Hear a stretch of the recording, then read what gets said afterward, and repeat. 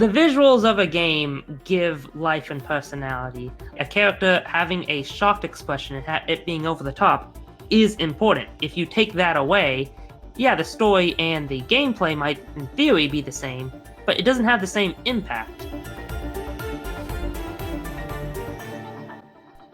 Hello and welcome to the Mystery Gamedev Podcast, where we cross-examine the developers of mystery-themed video games and investigate the skills it takes to make one yourself. Today's guest is James Acosta, the director, lead writer, and programmer of the upcoming mystery game Paper Perjury.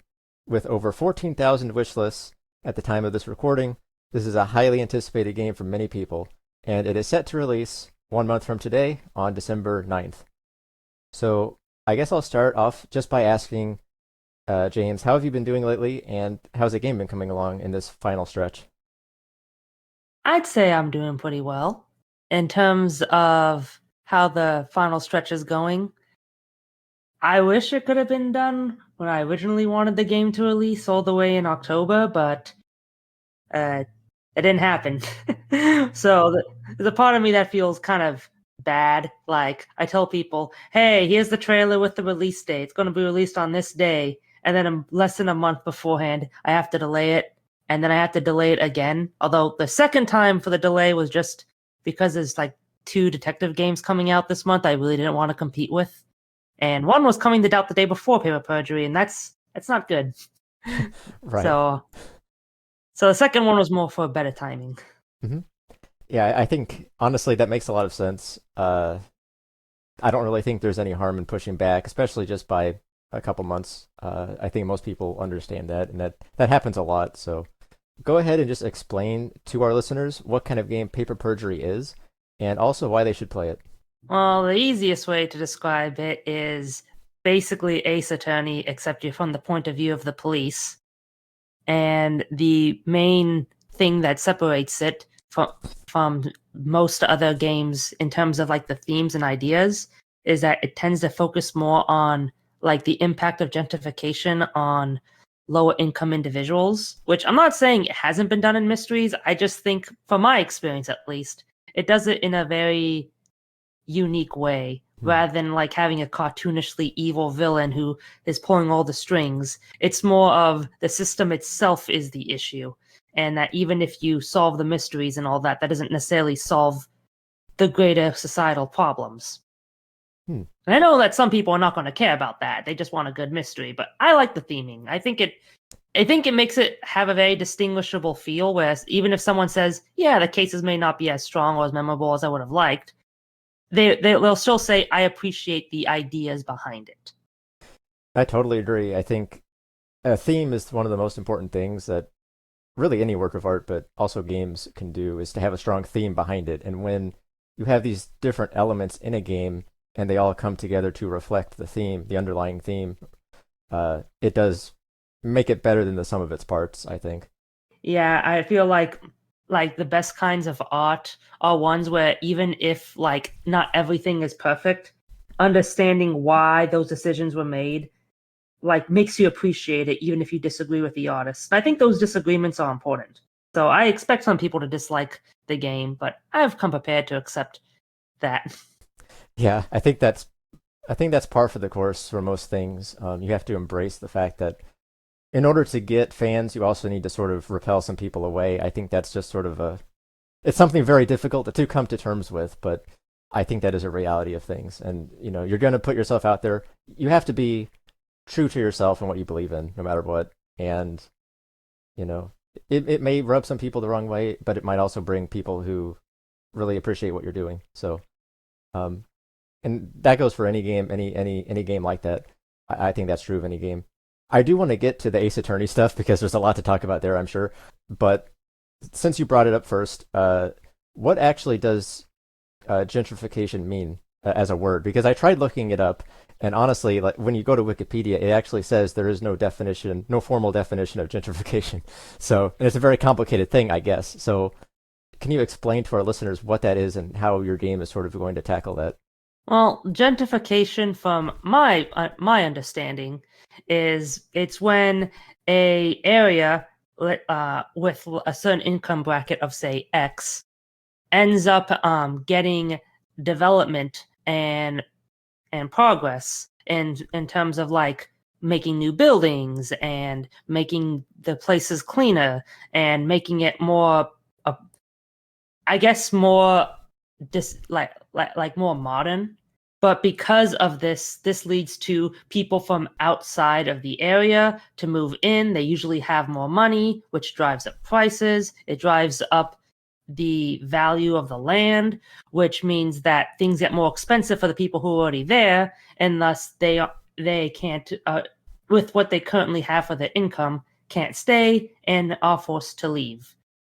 And this is a very complicated topic, so obviously one video game can't cover it all. But the main idea that I want to get across is that you have individuals who are living in this sort of area of the city that is called Azure City, and how they are basically being forced to either leave, or there's a outside force trying to get them to leave, and understanding why and how it happened and what the quote villain, which is a company called Eubank Investments, is involved in, is really the main point of the story. Because Eubank Investments is a real estate investment company, so their entire purpose is to buy land, make it better, then flip it and make a bunch of money off it.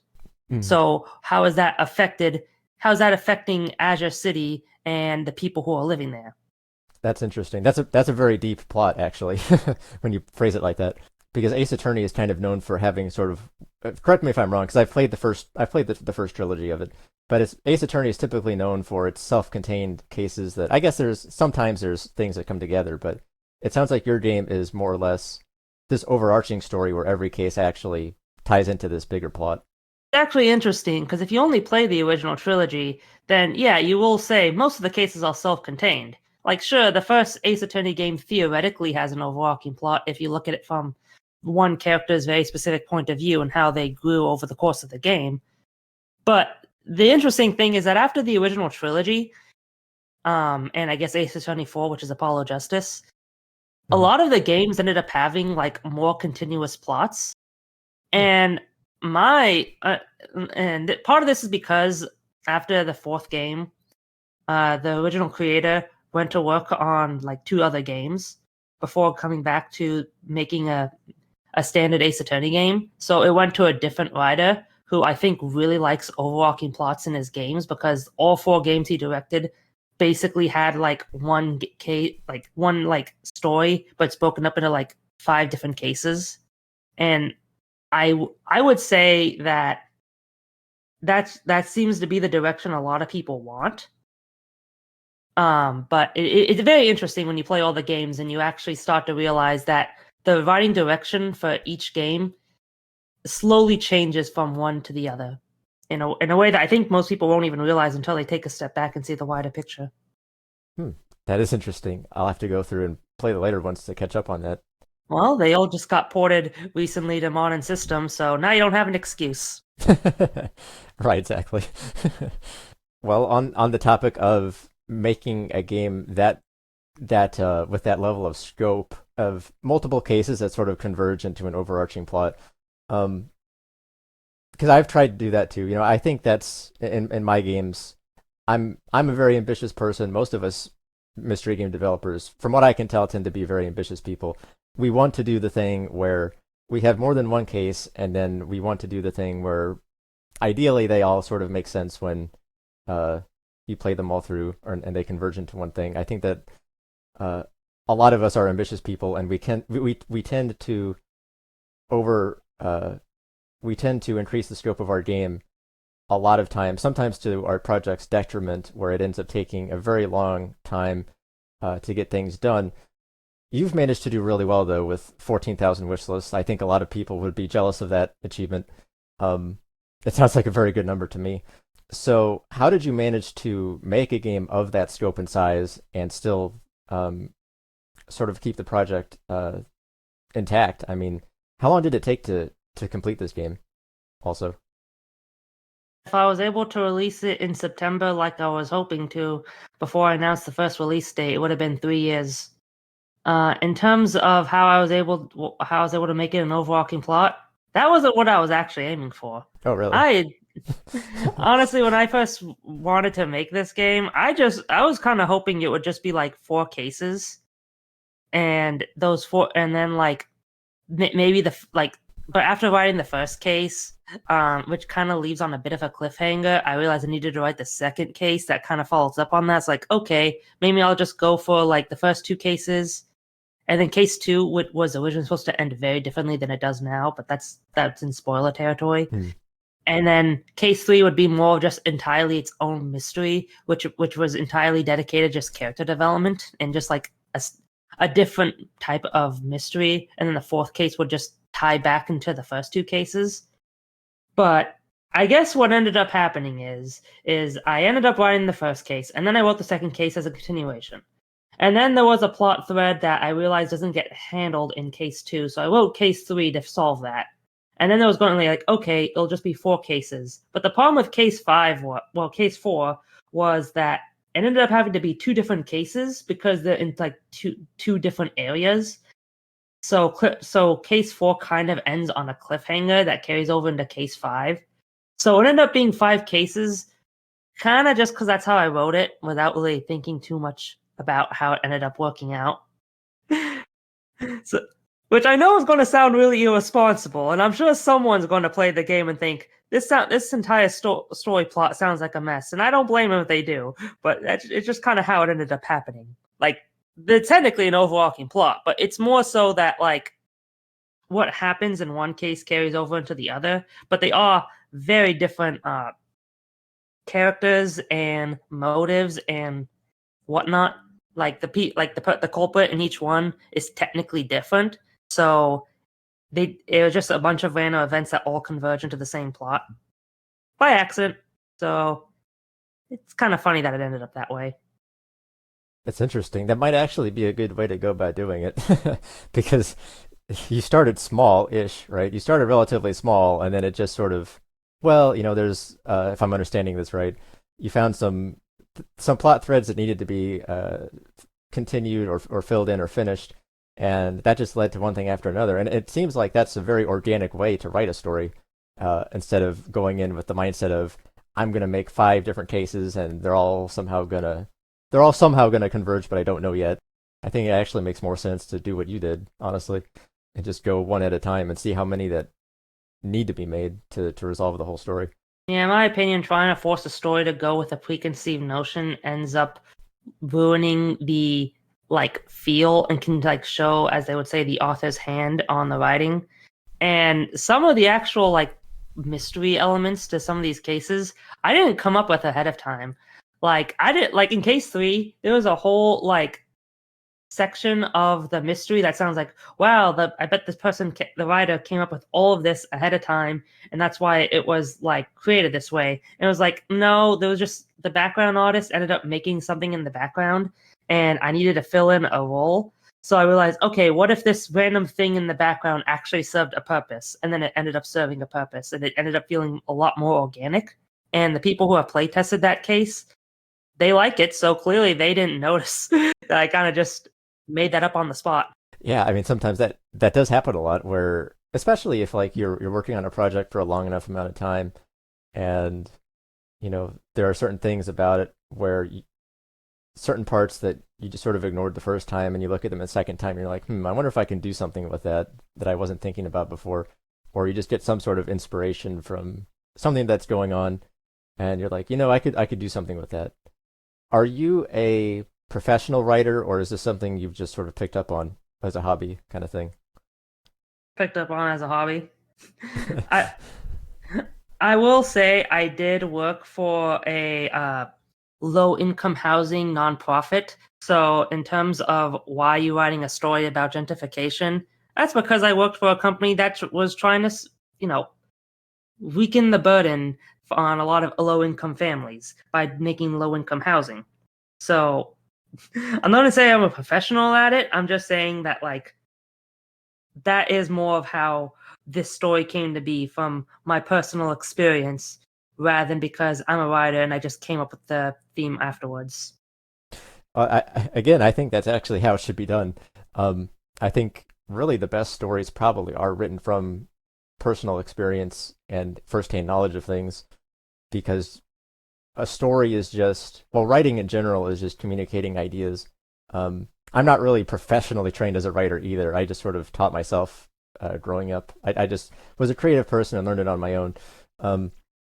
But writing is just communicating ideas, and you're going to have a really good concept of an idea if you've gone through it firsthand, or if you've gone through that yourself, or you have firsthand knowledge of something. So I think that's really my recommendation to people is write what you know, because you'll be able to write it better than anyone else, I think.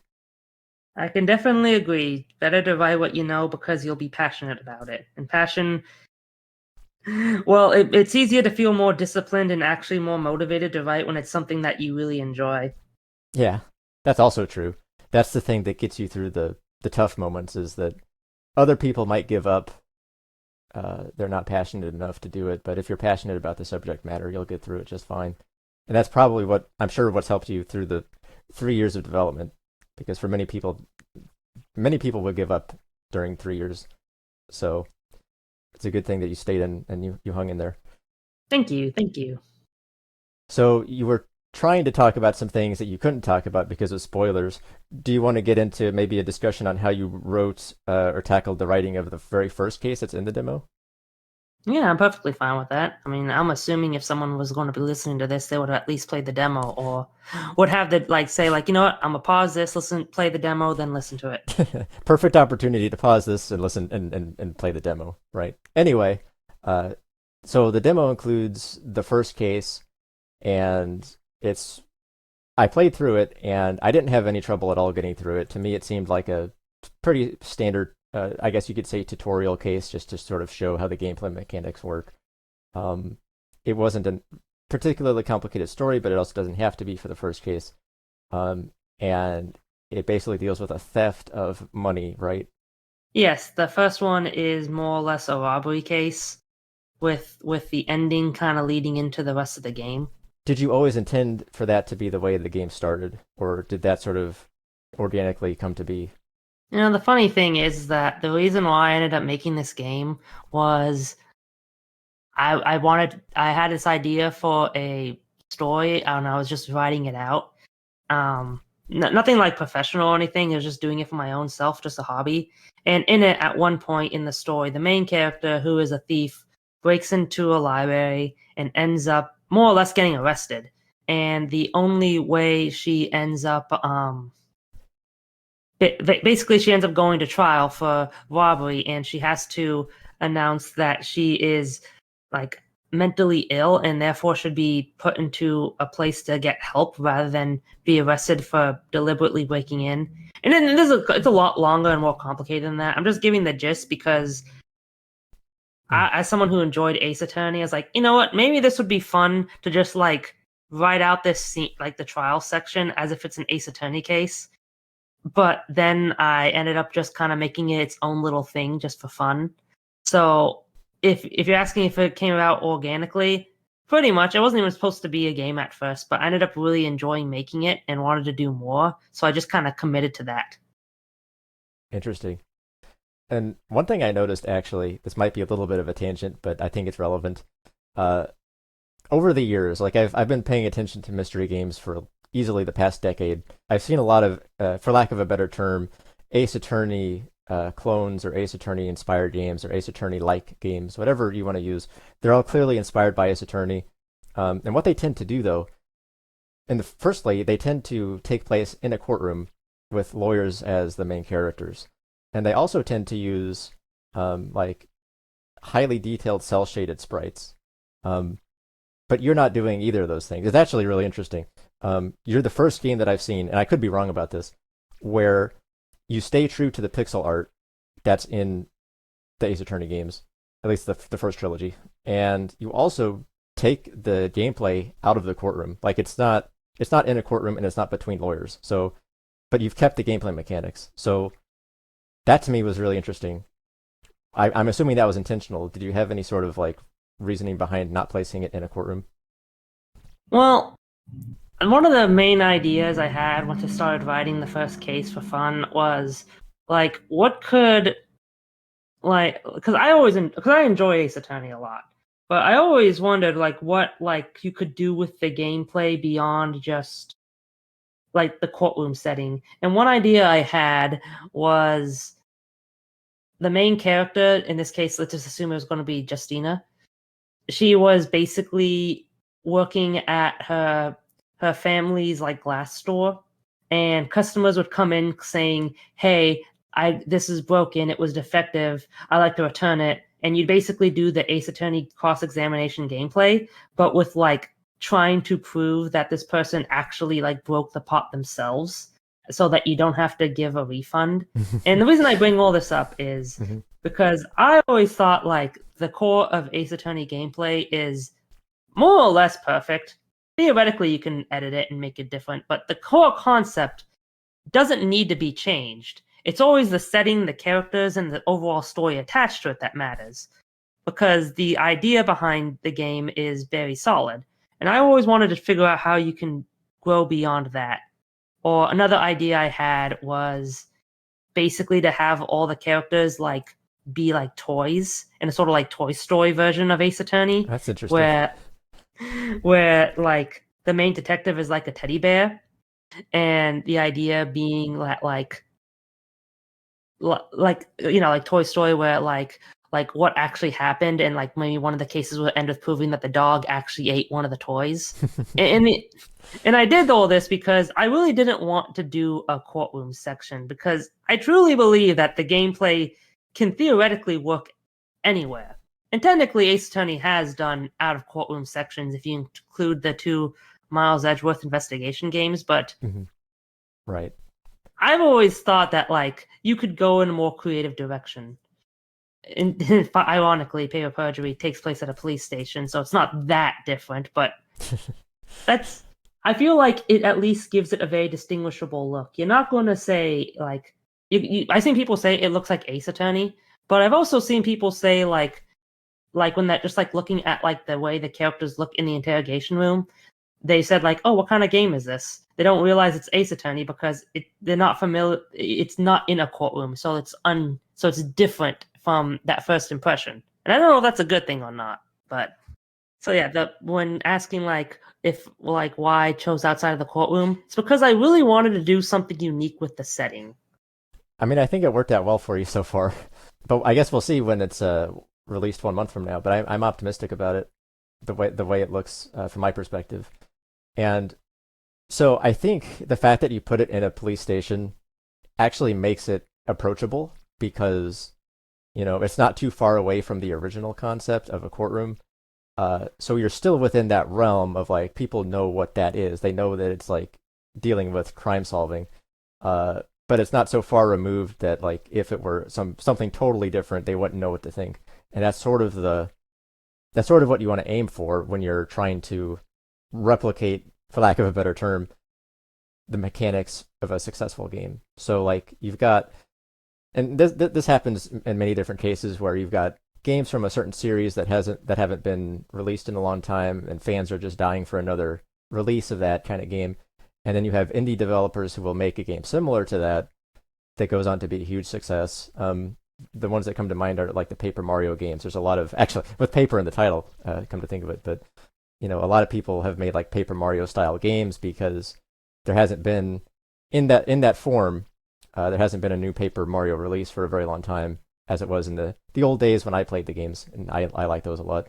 So there's been a lot of success with sort of those kinds of games, and I'm sure there's other genres that you can think of, and Ace Attorney is probably one of those because there's not really been, to my knowledge, a new release, just a lot of re-releases of older games, right? Yeah, the last game came out in 2017 in Japan only before being localized outside of it.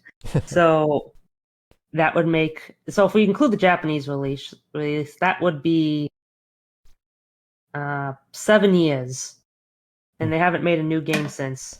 Now, granted, if you include the Japanese only releases that finally got English localizations, you could make the argument that the second investigation game, which only came out in September, which was Japanese exclusive until then, is a new game for some people if you didn't want to use the fan translation. But Mm-hmm. I'm pretty sure most people who are like hardcore fans would have played the fan translation, or at the very least would like be aware of it. So I do agree that there is a bit of a gap in that series, and there's only been a few games I could see that probably would even try to like fall into that niche. Not that I didn't mind on purpose, but to fall into that niche. It just happened that way. Yeah. Yeah, I would say there's definitely an audience that is hungry for that type of game. So the core gameplay loop of Ace Attorney, where you're saying that it basically works in any setting and any characters, you just needed to keep the loop the way it is. It's in your mind, it's a perfect loop, right? Pretty much. Go ahead and explain to our listeners what that loop consists of and why you think it's so good. In its most pure, honest, like way, without any extra gimmicks or side stuff, the main gameplay loop is a witness will have like 5 dialogue boxes. One of them has a lie in it, and you point out that lie by presenting a piece of evidence that that contradicts what they just said. And that's the most pure way of handling it. There are additional facets to it that are questionable, and I've seen people have different takes on. One is that there's a mechanic since the first game where you can press a witness for more information, and this can be good or bad depending on how you look at it, because when you press a witness for information and they give you a piece of evidence, the game can't let you continue in the game from progressing forward until you have that piece of evidence. So now you know that you either are not going to have to present anything and the game's just going to automatically move on, or you're going to have to present that evidence to a different statement, which limits your options. So if you have, say, 5 statements and 10 pieces of evidence, and you have to find the right combination, now it's gone down to 5 statements and 1 piece of evidence.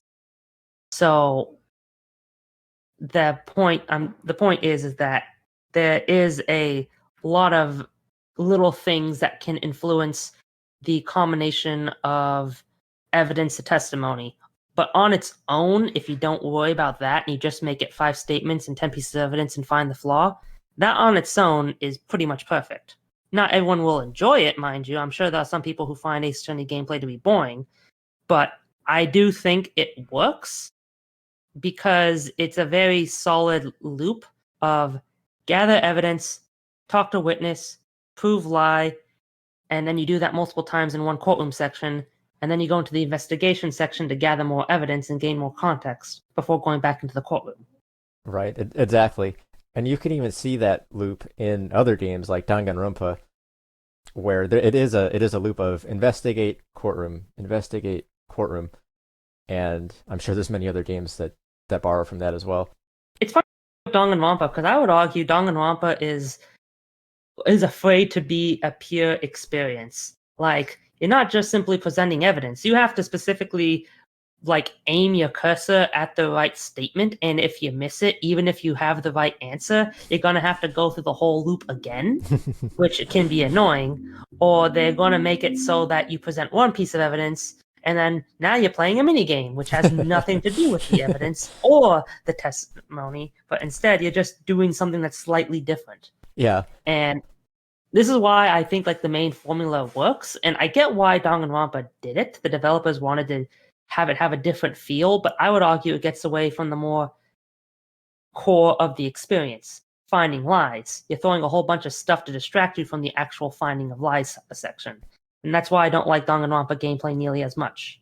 I completely agree. I would describe it as I think their intent was to create more of an action game to sort of bring in people who maybe aren't normally into mystery solving kind of games and give them some sort of action packed experience. And maybe for the more hardcore, I don't know if I would use the word hardcore, but for people who are really into the logic puzzle solving, Ace Attorney is a better fit. Would you agree with that? Yeah, because like if you're someone who is really bad at aiming, you're going to have a hard time being able to actually solve the puzzles in Danganronpa. And well, in Ace Attorney, as long as you're on the right statement, you have all the time in the world. And I feel like that's better overall. But I don't know, the fans of Danganronpa like it. I'm not going to say that it's bad because if they enjoy it. I'm just saying personally, I don't like it. And that's why Paper Perjury is a much more pure game that doesn't really play with any major gimmicks and is but instead tries to be as like lean and efficient as possible so it doesn't feel bloated. I also noticed that, correct me if I'm wrong, but at least in the first case, there's no real way to get a game over if you pick the wrong option, right? Nope, and this is a deliberate choice for two main reasons. First off, with the engine, if I had to go and make a penalty system, that requires more time and effort. Not having one is much more efficient for development time, because programming takes time, and you think, okay, I can get this done in a day, and then it takes 3 days. So yeah, development time wise, I don't have to worry about that. I don't have to play test it. I don't have to debug it. Not having it in is just way more efficient. I'm not going to put extra work for something that I'm not even going to guarantee works. But the second reason is more artistic, where I've seen a lot of different opinions on the matter on whether a penalty system works. My personal theory and opinion on the matter is that the fun of solving a cross-examination or finding a contradiction is inherently fun. And if you get to the point where you have a penalty system, people are going to save scum because they don't want to have to go back to their last save and waste all that time getting back to where they were. So, and when you have to constantly save, your immersion into the case is going to be broken.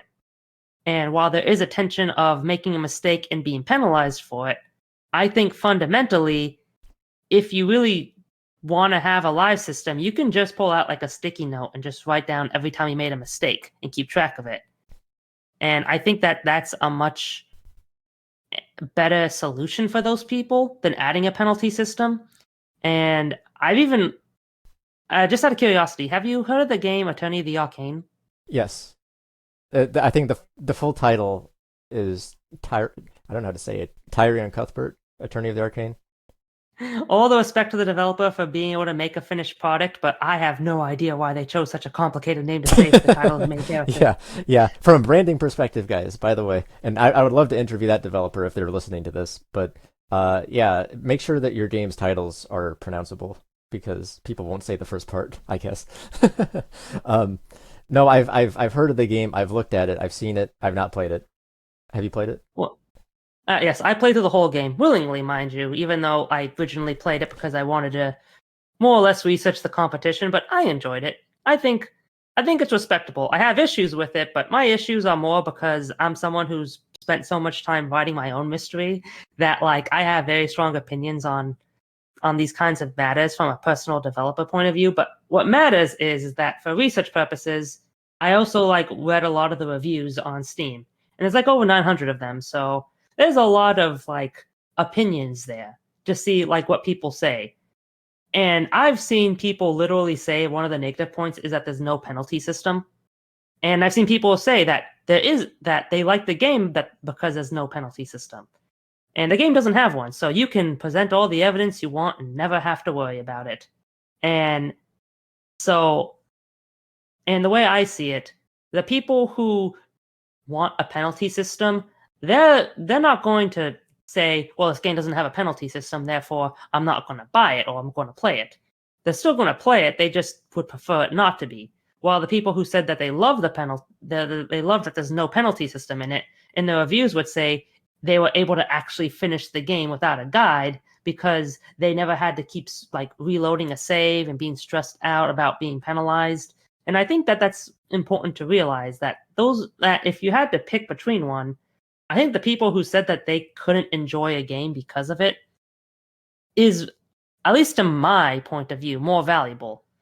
Even though if in an ideal world you start a new case and the game will ask you, do you want a penalty system in this? Yes or no? But if you can't add that in for whatever reason, then that's just my point of view.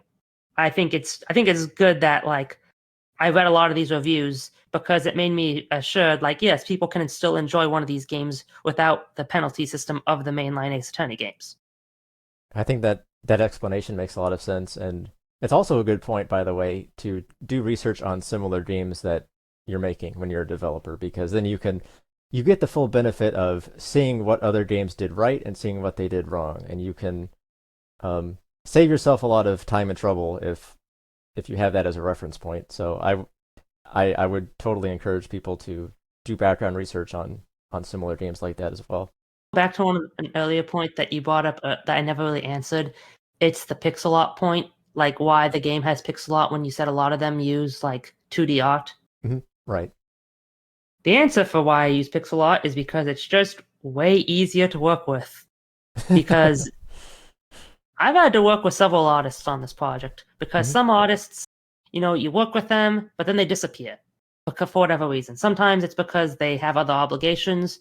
One artist that I worked with actually had medical reasons and had to stop drawing and using pixel art for like several months at a time, which, they had to do what they had to do. I'm not going to be mad at them, but I needed to find a replacement, obviously.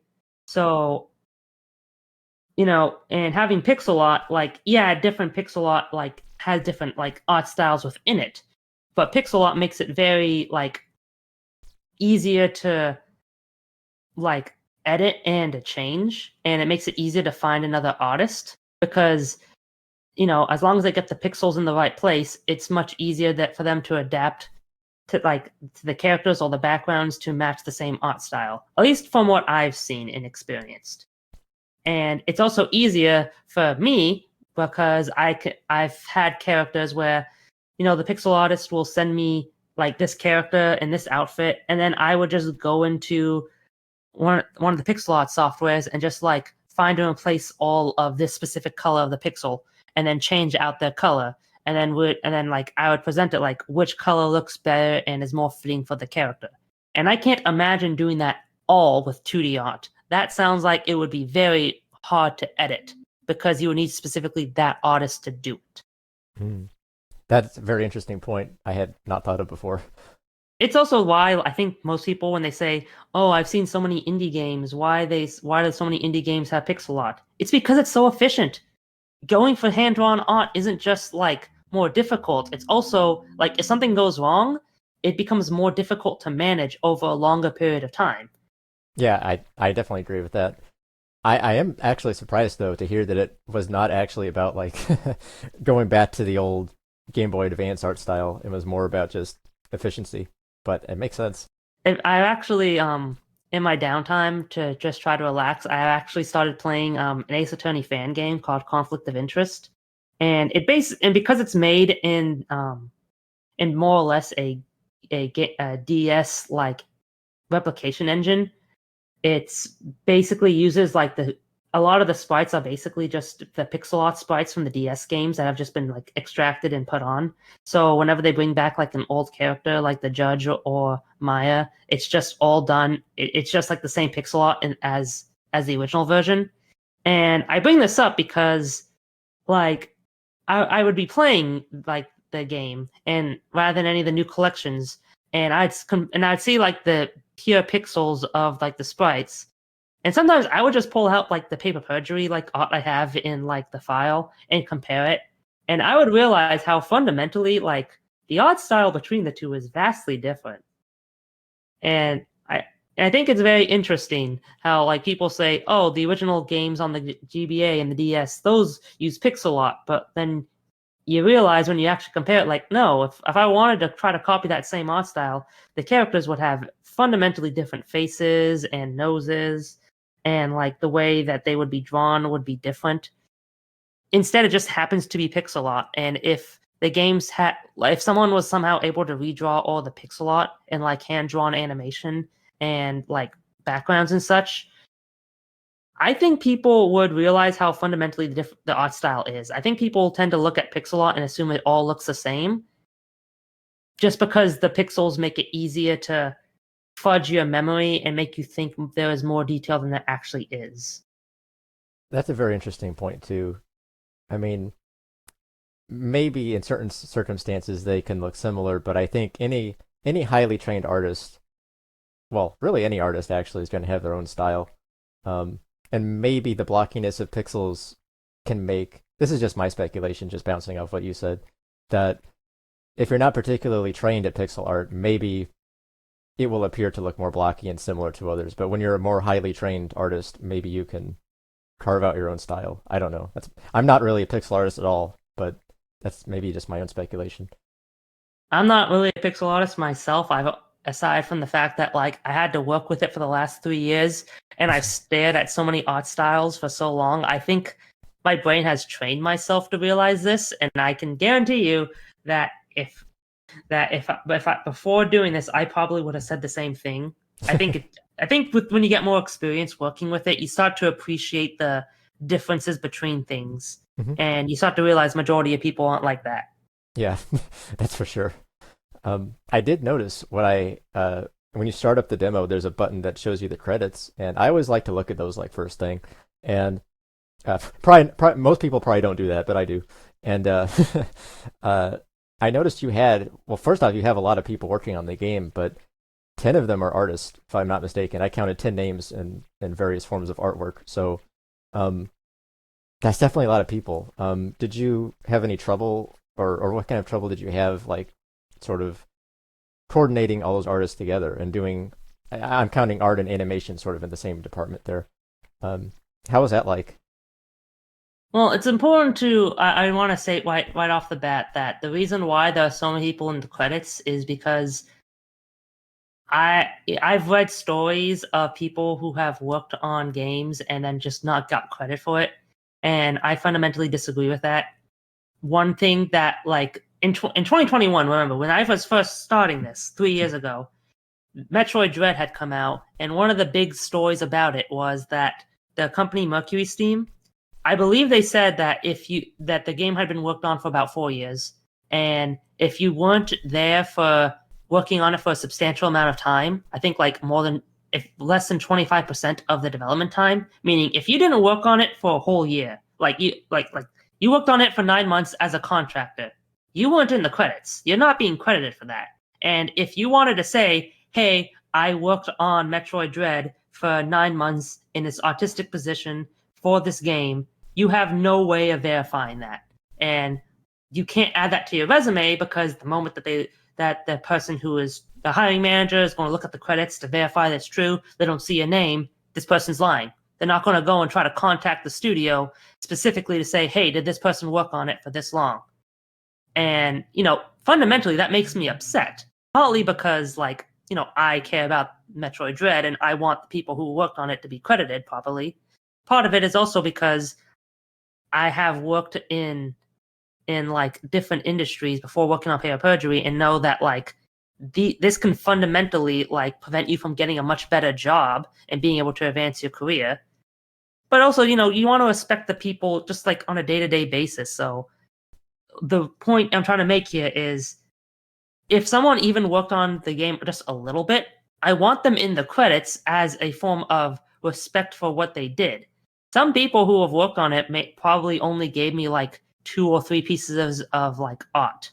And I think that's perfectly fine. Regardless of whether or not that art ended up in the game or not, they still helped me. And I wanted to give them at least some kind of credit for that, which is why it's much bigger than I think most people would realize.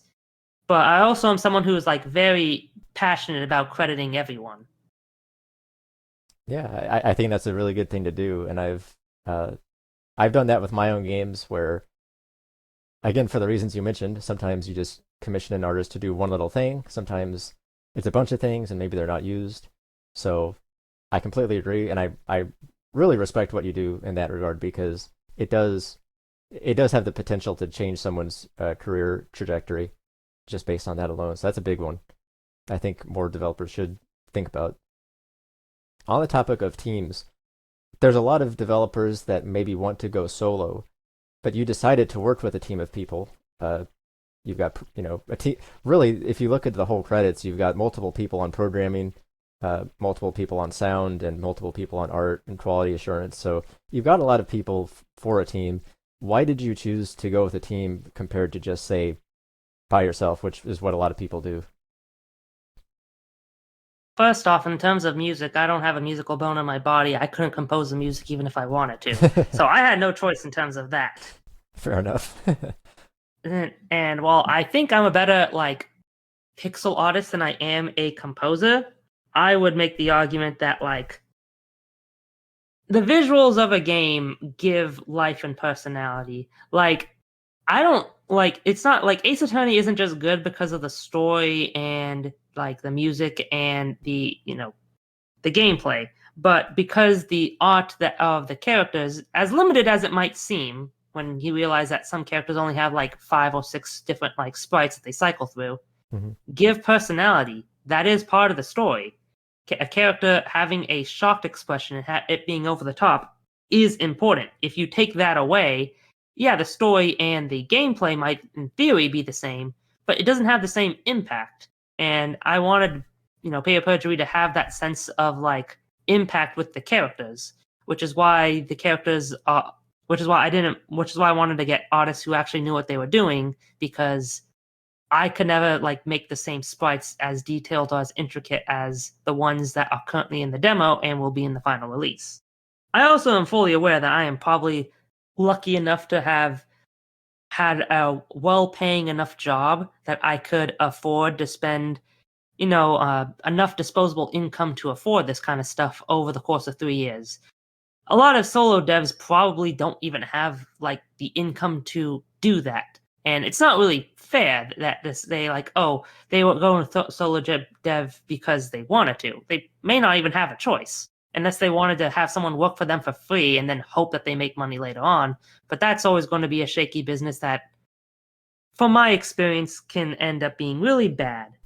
So I would say, if possible, better to work with people who specialize in what they do, because it's more rewarding to see the outcome of different ideas come together.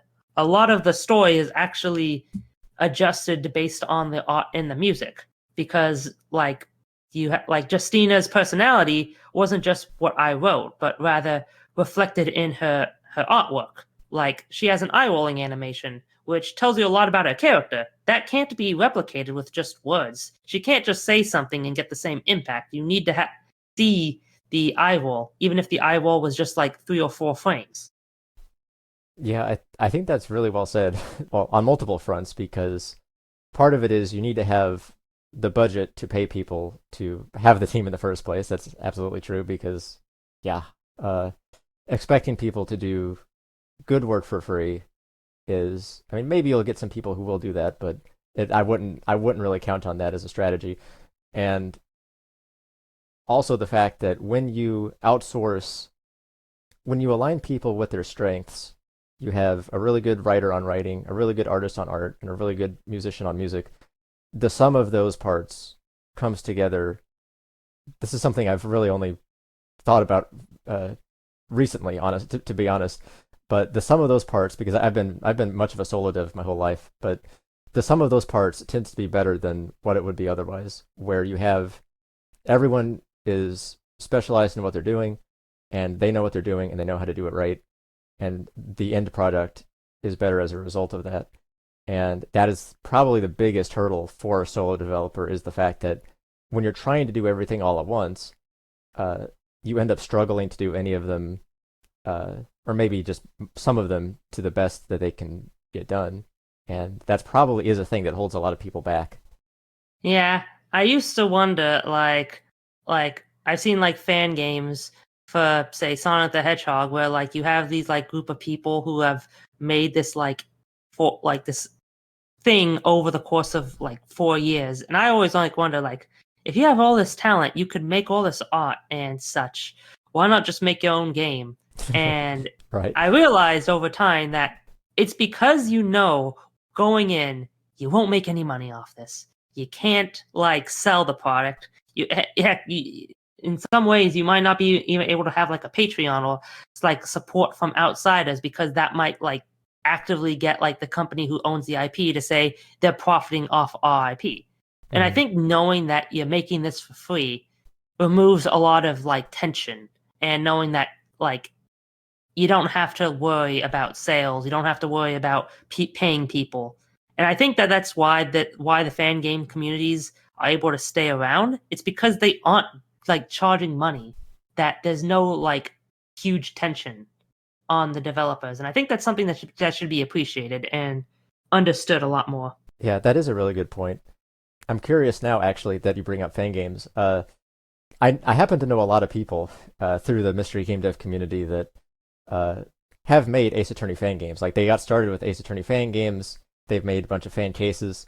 Have you messed with that at all prior to writing Paper Perjury? Like, did I ever make any? Yeah, have you ever made like a fan case and got some experience writing an Ace Attorney style story that way?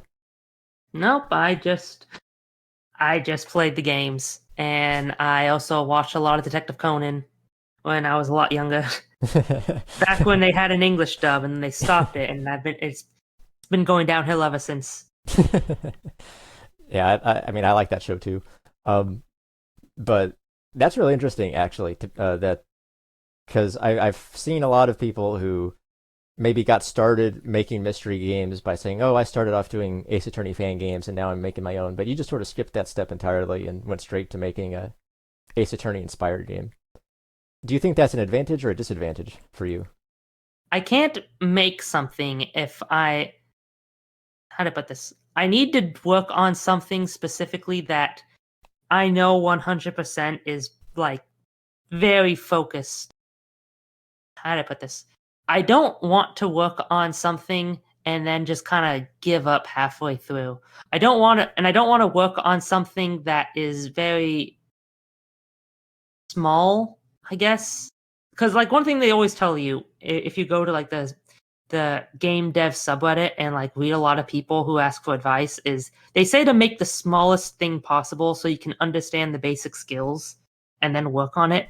But my brain doesn't really like working that way. I tried doing that with like a few other small projects, but they never go anywhere because I need to think about something that I genuinely want to do.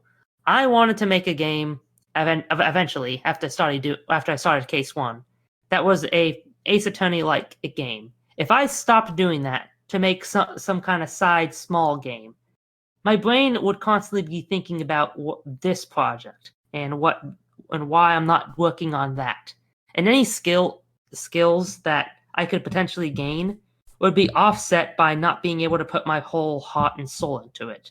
So, yeah, I feel like for most people, they should make a fan case or a small thing, get that experience, and then throw it out if you don't like it, and then actually make the thing that you really want to make because that experience is invaluable. But I know for a fact I am weird. There is something wrong with my brain because the fact that I was able to work on this for 3 years and not stop when I've worked on other smaller projects that I wasn't as passionate about for maybe a month and then stopped that shows that it is something about like what is it that me as an individual wants. And I think that it is important that individuals realize how they learn, why they learn the way they do, because I actually have studied education. I did go to college for that. And I do think it's important to realize that different people have different ways of learning. And that is just my way of learning, actually being involved in the process of doing the thing I want to do. Let's talk a little bit about the marketing side of things because 14,000 wish lists is a high number for a lot of people here. It's a high number for me, and it's a high number for a lot of people that I've personally talked to over the past year and a half. So, what do you think contributed to that, to your marketing strategy, or did you even have one? Did you sort of go into this and think, well, whatever happens, happens, and suddenly you're here with a pretty sizable amount? Because, and for a reference, for people listening to this, like the number that you're supposed to sort of have is like a good ideal is like 7,000. So 14,000 is twice that amount. From what I've heard, the number is 7,000 that you want to aim for. And so 14,000 is a really good position to be in. So I'm just curious, like, what was your strategy going into that? In terms of where I got majority of my wish lists, the highest amount I got in a single day was 802. And that was because Paper Perjury was part of the Game Devs of Color, which I know you can't see me, or anyone can see me if they listen to this podcast, but I am a game dev of color, as it were. So that's why I was able to get a part of that sort of festival on Steam. And regardless of the interesting feedback from a variety of different players, the actual event ended up like being put on front in the cover for Steam, and like a lot of people clicked on it, and then my game was near the top because I was part of like basically the Game Devs of Color Direct that they had. So my trailer was a part of that, which helped get a lot of attention. So I will say that like the best source for getting wishlists is to be part of these events, which I know is easier said than done. I've applied for a lot and didn't get in, but I do think that's like one of the advantages of like the art style Paper Perjury. It just looks so appealing, and the really large sprites that are like blink and have like lip flaps that I know that a lot of like visual novels don't really have, I think ends up making the characters feel more alive. And I actually have seen some people say that they don't like lip flaps when with character portraits in like visual novels because it's distracting. But I think like it gives a sense of appeal, and I do feel like that appeal is why I was able to like get into a lot of these events, because the people who are judging whether or not they want to put this game in or not thought, "Ooh, this pixel art looks nice. I want that to be in like the cover." So yeah, I think being a part of these festivals, like I got like spikes of wish lists for being part of the Storyteller Festival. I got some for being part of Tiny Teams, which was my second largest like amount of wish lists in one day. So I do think these festivals are like the best opportunity to get wish lists. But I also think I got a lot of them because I happen to be making a game that an entire community like would be appealed to. I've posted on Reddit, for example, in the Ace Attorney subreddit, and some of my highest liked posts have been about Paper Perjury, because like I would say I'm making an Ace Attorney like game, and the people there are interested in that because the game looks and plays like it. Well, maybe not 100% looks like it because it's not in a courtroom, but it looks close enough that you can see the inspiration, and I think that that's important. So I guess another marketing tip would be to make sure you know what your audience is, because saying I'm making a mystery detective game, that's vague. Making it more like in line with a certain series at least has a standby audience who might be interested in what you're making. Those are some very good points, and I definitely want to continue talking about marketing, but I do want to address something that you said there. A contrary point of view would argue that if you try and compare yourself too close to another series of games, that can somehow backfire as well, where the fans of that game might be thinking, oh, it's like that game, but not as good because they love the original better than yours. Have you thought about that, and how do you think you've managed to address that? I have definitely seen that. Again, a part of the research I said earlier in the podcast about watching Attorney of the Arcane is like if you go to like the Steam like discussion for the game, there's like a whole thread where the person basically states that this game is like game devs trying to make something completely original impossible as a means to show that this game is basically just Ace Attorney. And a lot of the comments underneath it say, yeah, but the way the magic and the system works in this game, and the uniqueness of it actually helps it stand apart. And I think that's kind of the main lesson I would say about it, is you have to make it very clear why the thing that you're making is different. But you also have to make it also clear why is it that the people of this community should care. Because I do think Ace Attorney is in a very unique position. It is simultaneously as big and as popular as it ever has been. With the release of all those collections, more people are getting into it. Capcom is putting marketing behind it.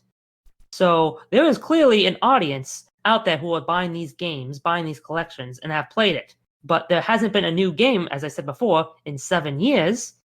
So for a lot of people, they are simultaneously now into the series, but also are waiting for the next game. And I think that's partly why Attorney of the Arcane ended up doing as well as it did, was because there was an empty market for it. And I don't think that this can apply to like every single series, but I do think like if someone were to make a Danganronpa like game, when there's no more Danganronpa like games being made, then I think it would get into the same category. And I think that the Ace Attorney community just happened to be a very positive and healthy community.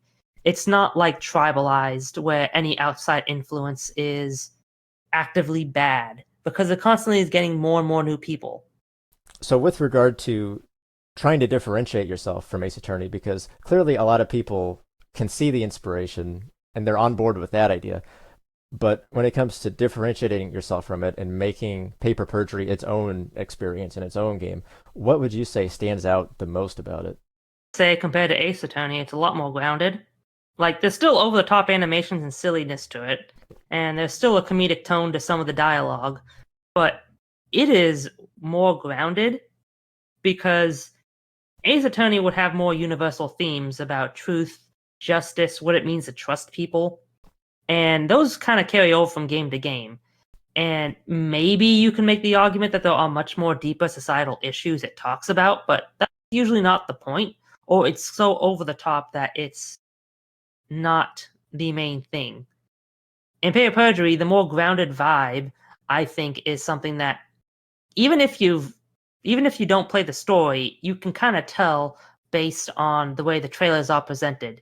You are shown like cities and buildings in a park rather than say this is the like circus case. This is the like school case. Instead, you can kind of, and I feel like that kind of gives it a unique feel. It also, like, you listen to like the music and it has a lot more of a jazzy vibe compared to Ace Attorney, which can kind of go all over the place in terms of musical variety. When I played the demo, I did like the music, and it was reminiscent of Ace Attorney. I'm sure that was probably somewhat intentional, but at the same time, Nope. really, it's not intentional.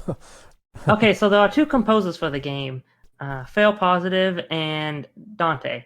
And I worked with Fail Positive as first as a solo composer, but he couldn't stay for the whole project, so Dante ended up taking over. Most of the music in the demo is from Fail Positive, and he's never played an Ace Attorney game before. Oh wow. And he specifically said that he didn't want me to give him a reference, like a musical thing as reference, because he wanted to be able to make the music himself without feeling like he has to be similar to that. And I'm being completely honest. He didn't. He said he never played it before. He didn't want a reference. He made the music based on what he wanted the music to sound like. And even though we had some back and forth on the direction of the soundtrack, it wasn't deliberately trying to copy the same vibe. That's just how it like. I just think just because he was a good composer. Interesting. I did not expect that. I mean, my thought process was, you've got the really calm track when you're talking to the characters outside the interrogation room, and then you get in there and you're doing the gameplay, and things get the music gets more intense the more lies are exposed, right? And to me it just felt like a natural, this is what an Ace Attorney game would sound like, kind of thing. I mean, the direction. I mean, I kept the same direction. I will say that, like, the idea that the first cross-examination music is a lot more calm, and then when you get closer to the end it gets more intense, and then when you finally like prove that this person is lying, then the music gets like super dramatic. That part I kept because that's just the main formula. But in terms of like the actual way the song was composed and the instrumentation, that was not on me. That was on Fail Positive completely. Although some of Dante's music made it into the demo afterwards, like the music outside of the interrogation room that goes boom, boom, boom, and with a very funky beat. That was Sound Circuit. Oh, Dante. Interesting. So I read that you've had the demo up online for, I think, 2 years or so at this point. Yep. To what extent do you think that's helped you gather those wish lists, and like, what do you think is the significance of the demo, and what do you think people like about it that has helped you gain so many wish lists by this point?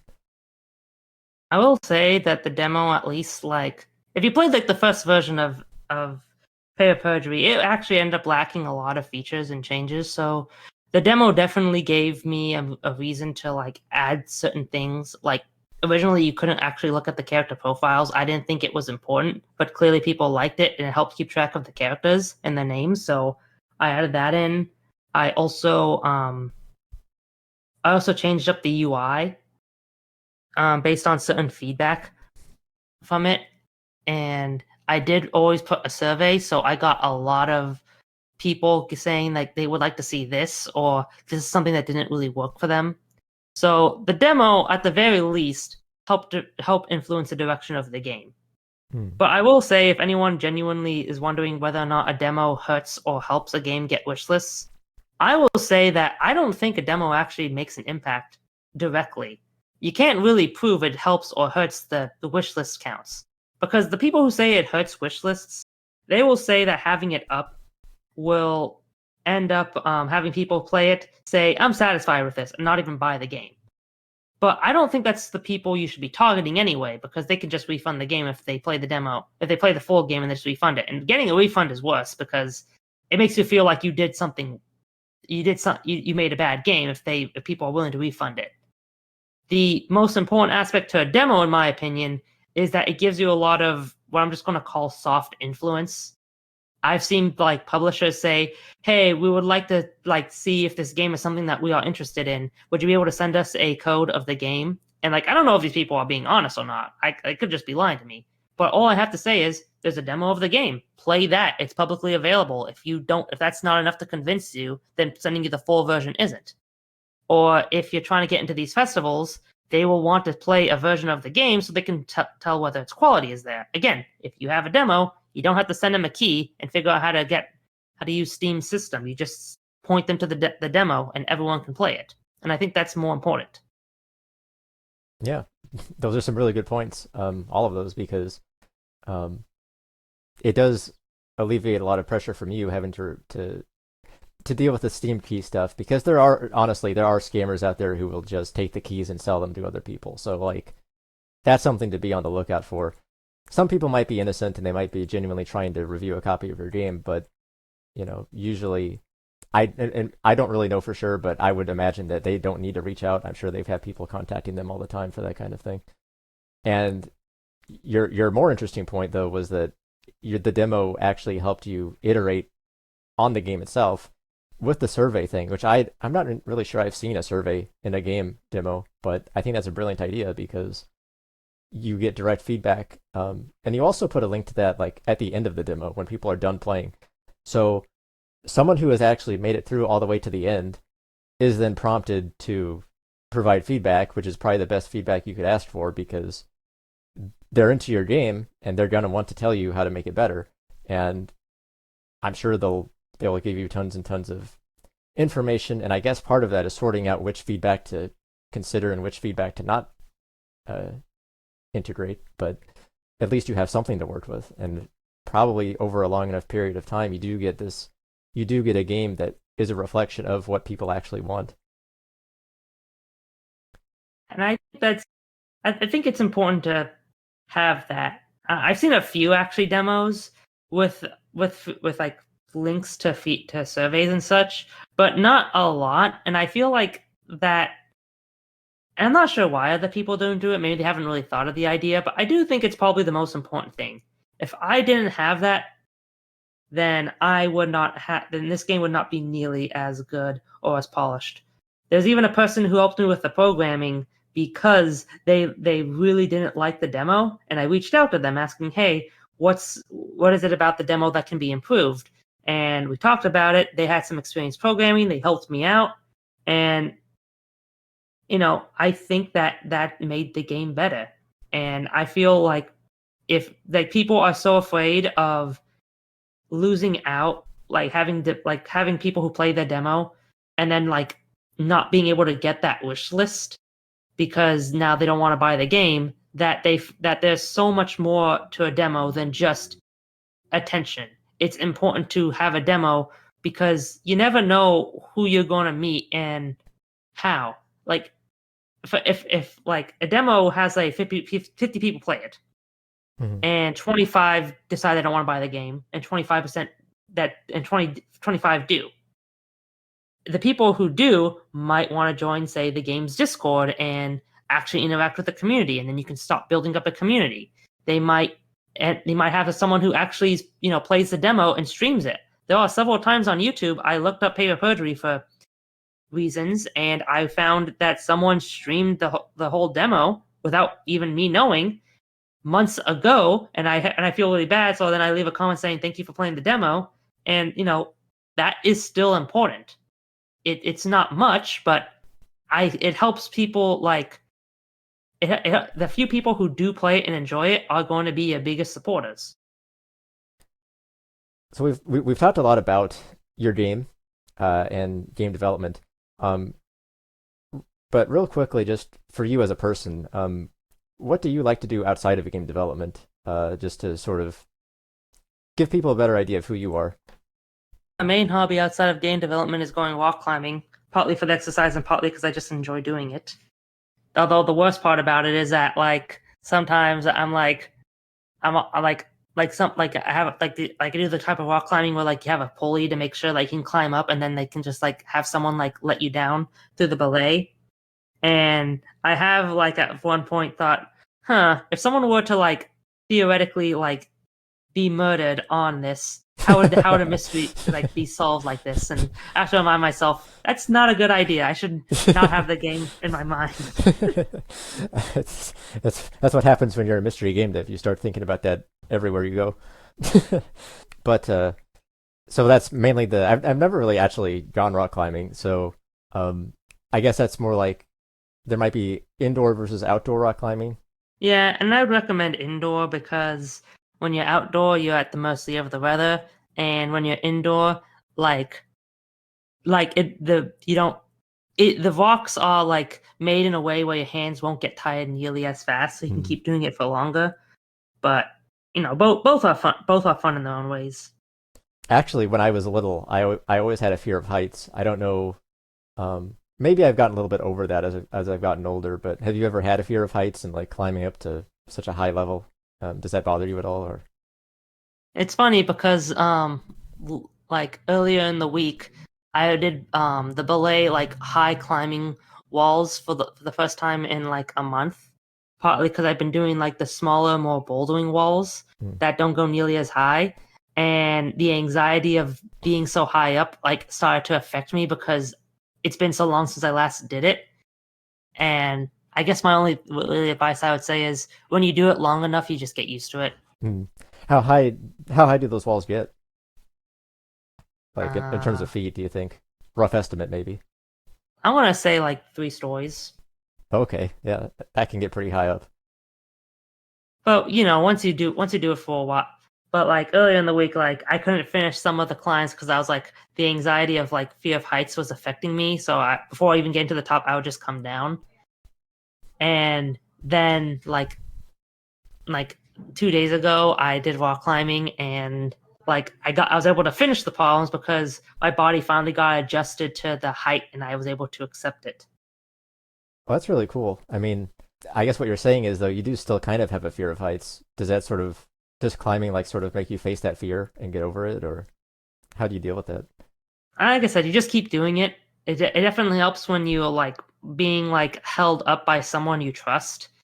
And the easiest way to do it would be like go like as far high up as you feel like you can, and then like let go and like have them catch you. And then once you like feel like yes, no matter how high I go up, they'll always catch me, you can just keep climbing up more and more.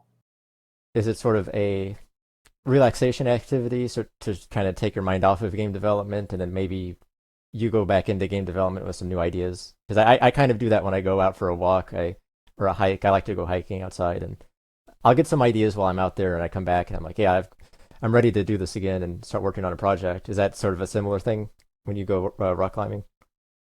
I suppose mentally it's more relaxing, but I will say like physically it's not. But it is good exercise though, which is probably something every game developer needs to get a little bit of. Yeah, I had to force myself and remind myself that healthy body, healthy mind. So we're going to start wrapping up the conversation, and I've had a habit or a tradition at this point of asking these questions to every guest that I've had on here. So I will ask you the same things. Because you have been a part of the Mystery Game Dev community or Discord server for quite a while now, I am curious to know what for you has been the best part of the Mystery Game Dev community, and how would you like to see it improved going forward? I think it's so interesting for me to see like how different people interpret mysteries. Because I like Ace Attorney, but it's obviously not the only way of handling it. Some games want to be much more about the investigative process and the actual confrontation, where the detective points out the flaws with the killer, and the killer tries to defend themselves. They're not as interested in that. But seeing so many different ideas is the highlight to me. Like come on, there's a game out there that came out this year where you will play a duck who's also a detective. That's funny. I enjoy that. It's like 4 hours long, but you know what? 4 hours of playing a duck who's also a detective, so it's worth it. In terms of like how it could be improved, I guess the best thing I could say is I don't know whether or not this would be an improvement or not, but figuring out how to like classify different mysteries, because like there's a difference between a mystery that is like completely logic based, again like Ace Attorney, and something that's more Lovecraftian, where it's more like a surreal feel. Because you can make the argument a game like, say, Silent Hill 2, where the whole plot starts because the main character gets a letter from his dead wife saying to meet them at Silent Hill. That is, in theory, also a mystery, but you wouldn't really call Silent Hill 2 a mystery game. Mm-hmm. But it is still a mystery, and I feel like better classifying how these different mysteries can be referred to, I think, would help make it be more convenient to talk about the subject. It is very hard to classify mysteries. I've been spending the better part of this entire year trying to figure out how to do that, because, as you've said, you can have an entire game that is maybe like a traditional mystery kind of game with a detective, very obviously a detective with a trench coat and fedora solving a murder mystery. And then on the other side of things, you've got something like what you've described, where there is a mysterious element to the plot, and maybe it drives the plot forward, or maybe it's just a mystery in the background that is very subtly there, and you wouldn't necessarily describe that as a mystery game when you first look at it. Maybe it's some other type of game, but so there's a wide range of that, and it's a very complicated discussion that actually is probably the number one topic we talk about in the server, if anything. It generates a lot of activity, that's for sure, and I've struggled with that, other than the fact that there are some like core ideas. There are some core elements. I like to call it a detective game for your traditional mystery, or we have like death games such as Danganronpa, escape games like Zero Escape, and then I would have called Ace Attorney a courtroom game, but now you're making me question that, because your game's not taking place in a courtroom, so the plays exactly the same. So yeah, there's a whole conversation for that, and that would be an awesome thing. And I would love to hear what everyone has to say on those topics over time, because believe me, that's an ongoing discussion that I'd love to hear from everyone on. 2 more questions. What advice would you give to someone who wants to make a mystery game but has 0 experience? From your perspective, about to release a game yourself, what advice would you give someone?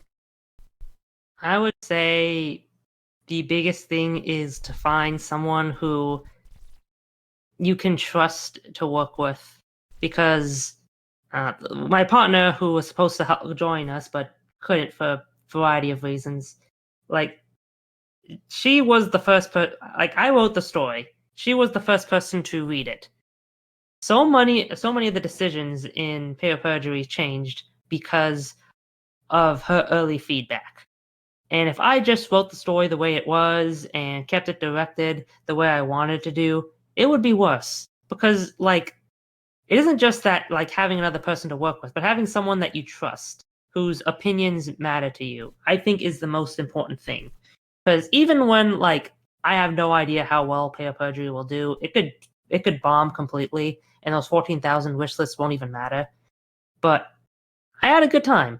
And I think without having my partner, Rebecca, to help me with the story elements, with the programming, to just be there whenever I was worried about certain things, I don't think the game would be nearly as good.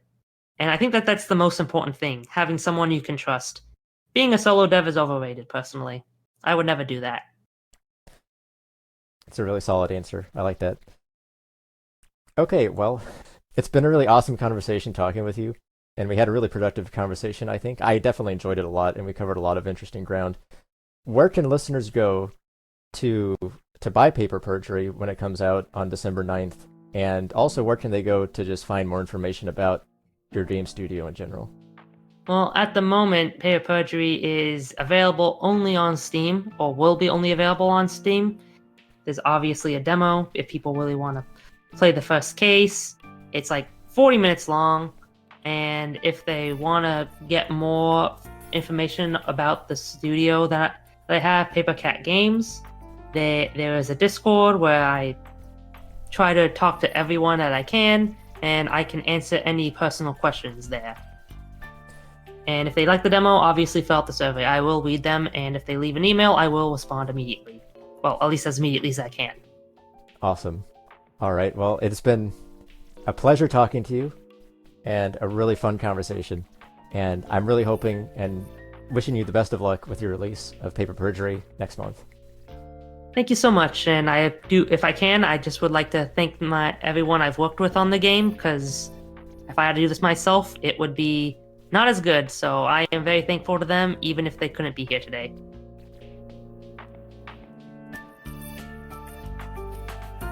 That concludes today's Mystery Gamedev Podcast episode. To join our community of fans and developers of mystery-themed video games, go to mysterygamedev.com and subscribe to our newsletter for weekly updates and more podcast episodes. Thank you for listening, and see you next time.